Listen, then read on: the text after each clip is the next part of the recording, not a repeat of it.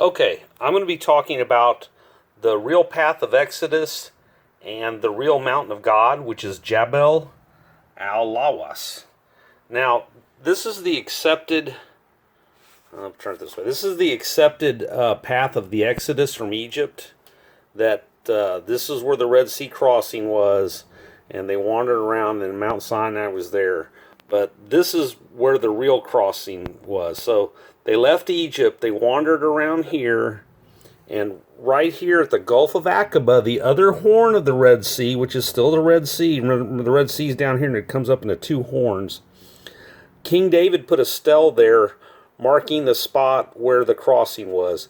Now each side of where this crossing was, it's shallow right there, so with the breath of God drove the water back, but there's like 1,000-foot drop off on each side of this small bridge that's underwater, except for when God caused it to separate. And then they crossed there, and then they went down into Saudi Arabia, and then right about here is this mountain, Jabal al-Lawas, which means the mountain of almonds. Now, if you'll remember, when Moses fled the persecution in Egypt, remember, let's go back to the Charlton Heston movie.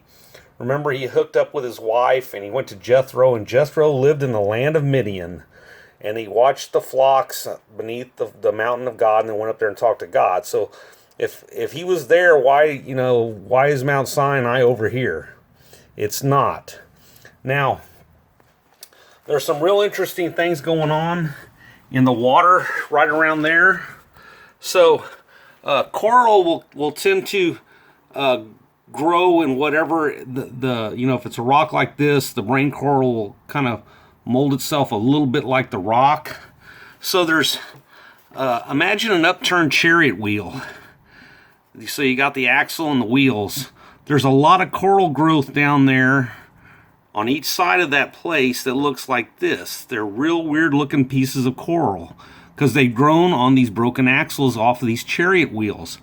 Now, Ron Wyatt, who did diving down there, found several that were, broken off, and the wheel was exposed here, and there was a 5-spoke.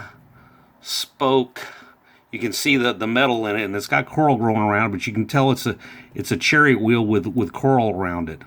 Now, the accepted pharaoh at the time of the Exodus, his was about the only time in all the Egyptian dynasties that they had 5-spoke chariot wheels. So that speaks to the fact that this is the correct crossing point, and he was the correct pharaoh.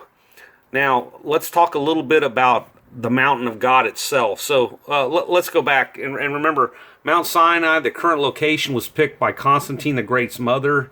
She wandered around, and Egyptian Gnostics, who were headquartered out of Elephantine Island, which was kind of like in the middle of the Nile River, kind of. They would wander around looking for stuff in the Bible, and then they just, they're on foot, so they're not going to go going 100 miles out of their way. They're going to go till they see the very first thing that looks kind of like what they see, some kind of description, and they're going to run with that. So anyway, Constantine the Great's mother went down there, and as Constantine the Great was turning the Roman Empire, making it officially the Christian, a Christian religion, she comes up and tells, oh yeah, I found the Mount Sinai. So the Sinai Peninsula was named after the fact, after they said Mount Sinai was here, and then St. Catherine's Monastery is there. But anyway, if you throw in the coral growth, the chariot wheels, the shallow to the deep place there with the stele that David put there, that's the crossing point. Now, what's up about Jabal al-Lawas? So, remember the story. So Moses goes and he strikes a rock. Remember, there's a whole lot of people that need water, and so there's a rock there on Jabal al-Lawas that shows this is the rock that Moses struck and split, and the water gushed down. And if you look at satellite photos, you can see campfires, the remnants of ancient campfires all around. Now, this is in Saudi Arabia, which is not a pro-Christian country, obviously. And most of the mountain, it's one of the high points of the southern part of Arabia, and it's a radar installation. And here's a picture of somebody there, and they're out there, they're on the other side of the fence.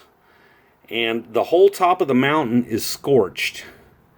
Here's a good picture of the scorched part of the mountain. Let's see. Here it is. So see the scorched part, it's all blackened. And that's from the presence of God up there. And there's also carvings on the side showing an Apis bull. Now remember the golden calf? The Egyptians sacrificed, and they did a stylized thing for an Apis bull. It had these big long horns, and there would be drawings. So the drawings were actually the Israelis' rendering of an Apis bull, and that's where the golden calf came from. So that's your mountain of God. It's Jabal al-Lawas, and it's in Saudi Arabia, which actually makes sense. I mean, if you wandered around a small the what's called the Sinai Peninsula isn't that big. Saudi Arabia, however, is the size basically of Texas. So you could wander around for 40 years and not figure out where you're going at that time. There's a man named Ron Wyatt who's passed away over a decade ago, but he's got a museum in Tennessee devoted to his life's work. He's all over. There's a lot of videos on YouTube. I recommend his for an in-depth study of this. There's a lot of people that have covered it, that have gone there and shot, recent footage there that have snuck on there. And anyway, so yeah, that's the